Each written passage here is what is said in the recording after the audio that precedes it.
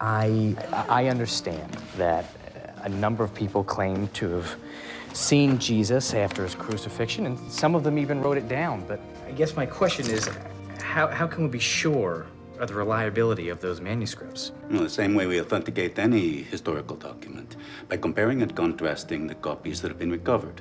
It's called textual criticism. The more copies we have, the better that we can cross-reference and figure out if what the original was saying is historically accurate. And the earlier they come from in history, the better. Take Homer's Iliad, for example. Now, the Iliad was originally composed 800 years before Christ. This Greek copy is dated at the 3rd century AD. So, 800, so that's 1,100 years between this copy and the original, yes? Correct.